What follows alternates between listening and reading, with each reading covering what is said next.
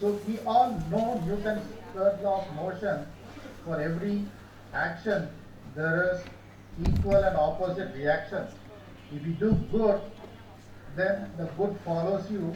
If you do bad, then the bad follows you. To put it in a very nutshell series, for every action what we do, there will be an opposite and equal reaction. So that's what the third law says, and it's also equally applicable to conflicts, and it's also equally applicable to mediation. So what do we mean by action? If we are kind to someone, they will be kind to us. If we are not kind to someone, they may not be kind to us, and we cannot expect them to be kind to us. So what do we do in this situation of showing kindness? We always have a process called a mediation or a negotiation. Take for example, when you're traveling in a very crowded bus and you stamp on someone's feet, and if you don't say sorry, then there the dispute arises and the conflict arises, which might escalate. If you say sorry to the other person, maybe he will forgive you and say, never mind, it's a crowded bus, so we have to adjust in this crowded bus. So that's where the conflict may escalate or the conflict may die down. So what we do in this sort of situation, the disputes may be small or it may be a larger dispute. The dispute may be small as stamping on someone's feet in a crowded bus, or the dispute may be much larger, the institutional dispute where you face some sort of bullying or you face some sort of discrimination in your institution or in your school or in your university, and all this qualifies as a conflict. And conflict are always if you keep it under control, then it can be always be resolved. So what's my school life and university, my life? It's always full of conflicts, disputes. So where does it start? Maybe I like someone and they become my close friends and I don't have any dispute with them. Even if I have some dispute with them, I will try to accommodate and I will try to resolve it between ourselves, and that's called negotiation.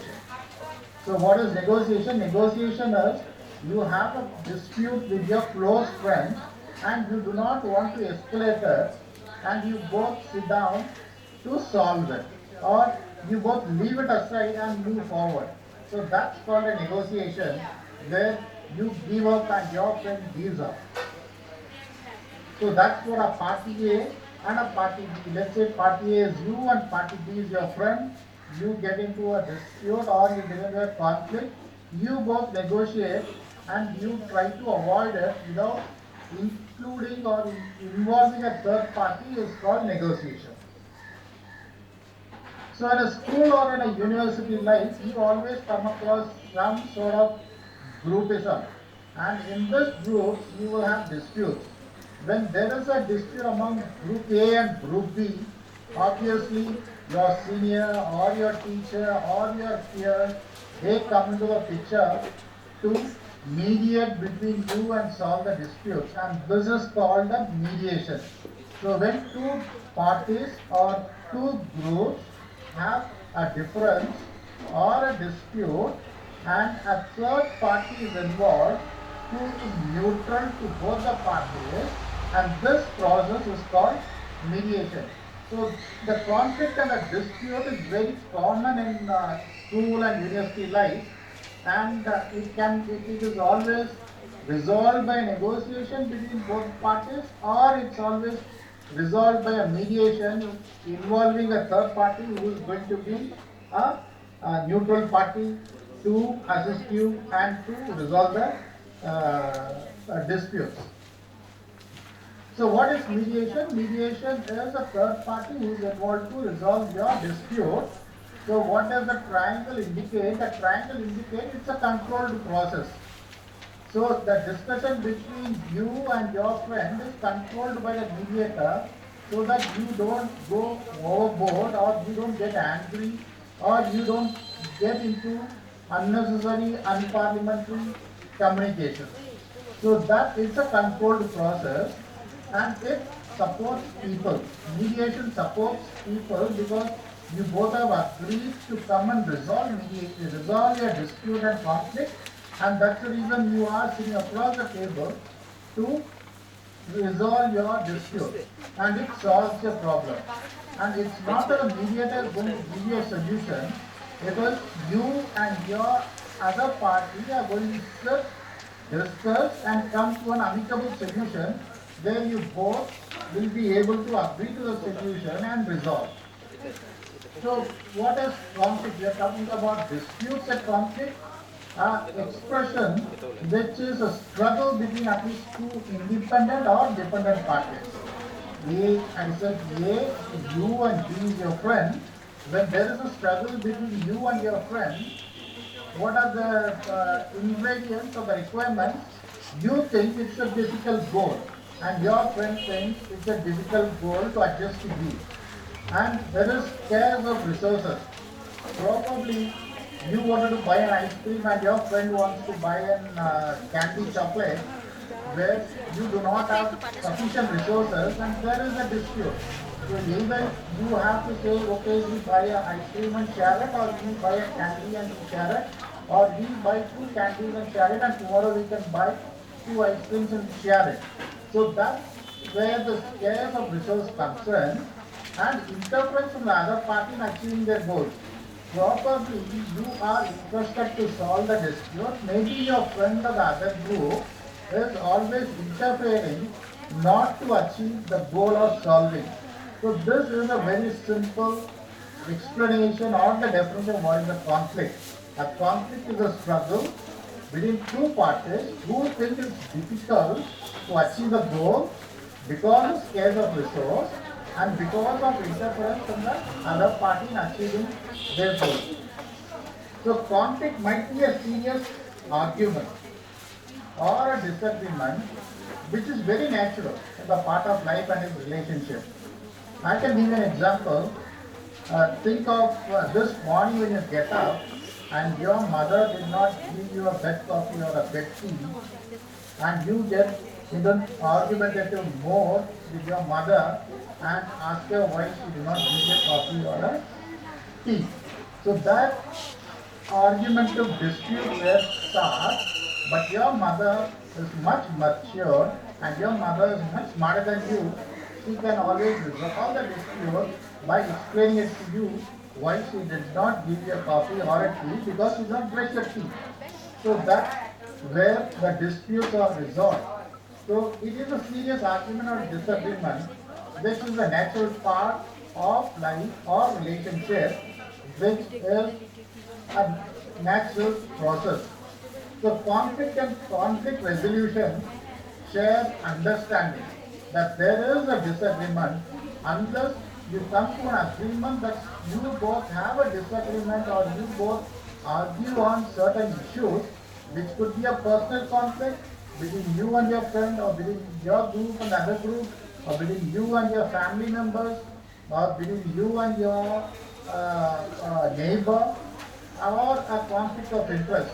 Maybe you have interest on something and the other party also has an interest on the same issues or the same scenario where you have a conflict of interest. So therefore, a conflict has to have an understanding between the parties. There is a disagreement between both the parties. Only when this understanding is established, then the conflict resolution can begin. Even before establishing that there is a disagreement, the conflict resolution cannot begin, because both the parties will think they are correct and they do not have any disagreement or whatsoever. So what are the dangers? As youth, what are the dangers if you allow the conflict to escalate? It can damage your relationship. It can damage your relationship with your friend. It can damage your relationship with your peer group. It can damage relationship with your other groups, with your colleagues at the workplace, and it can lead to an escalation where things will go out of your hand and which will obviously cause you stress and strain. So therefore, you have to be very careful in resolving the disputes and in identifying the disputes, because you do not want to damage the relationship, you do not want to escalate it, and you do not want to have unnecessary stress, and you do not want to have unharmonious life. You want to live with peace and harmony. So therefore, you have to be very careful that there are certain dangers which are associated with disputes and conflicts. And what you learn from the social skills, when you resolve the dispute or when you resolve the conflict, you improve the learning opportunities. How do you improve the learning opportunities? You discuss with your friend, you discuss with your peer group, or discuss with your other groups, where you might learn new things from them, and in turn your friends can also learn new things from you. So therefore, you improve your learning opportunities, you improve your social skills, you improve your communication skills, you improve your body language skills, you improve how to address the other group, you improve how to be very coordinated with other groups. So that is where the social skills are improved when you practice the conflict resolution or the dispute resolution. And you also improve your relationship. When you discuss with your other party, you always have a learning opportunity. You develop your social skills, which will improve your relationship with another party, that will lead to peace and harmony in the society, which is very, very important. As youngsters and as a youth, you are the future citizens of the country, the nation, and you have the responsibility to lead the country to peaceful and harmonious society where all the communities live peacefully in our neighborhood. So what is the conflict triangle? We already saw it is a process. A process can be the past history, it can be the values, it can be relationships, it can be structures, emotions, behavior, it can be abilities and personalities. And what is the other element of it? You have to have the people who are in disagreement. So when you are in disagreement, you communicate with them what is the disagreement you have, and you express your emotions, you express your feelings, and you also inform them this is where you are hurt and this is where the problem started and this is how you wanted to resolve the problem. So you have three elements. You have people who have disagreements or who have arguments or who do not like the situation that they are in, and then you have a problem, and through the process you come to an amicable solution, which is called a conflict triangle or a mediation triangle. So you have to only understand that three elements: one is people, problem, and a process. If there is no people, then there is no problem and there is no process. If there are people and there is no problem, then there is no process. So therefore, all the three are the essentials to have a conflict and then to resolve it. And what is the origin of dispute or the conflict? Many conflicts abruptly start and quickly escalate. Like I said, if you stamp on somebody else's feet in a crowded bus, or if you stamp on somebody else's feet, or if you rub shoulders with someone else in a busy marketplace, the conflict abruptly starts. So there is no point of origin. When you stamp or when you rub shoulders, immediately the other person scolds you or the other person raises his voice. So that's an abrupt start. There is nothing attributed to it. There is no agenda, or there is no plan, or there is no big preparation to start a dispute or a conflict. It starts abruptly. And if it is not addressed, then it quickly escalates. Same example, you stamp on somebody else or rub your shoulder, the other person shouts at you, a simple sorry will solve it, or a simple sorry will put it down.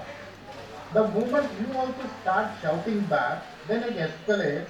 Probably escalates to a fight, or it escalates to a manhandling, or it escalates and exchanging blows between both of you. So therefore, there is no point of starting abruptly starts, and escalation is very quick. So therefore, as a youth, as a young person, you should always understand when there is a dispute, it is like a wildfire which will quickly escalate.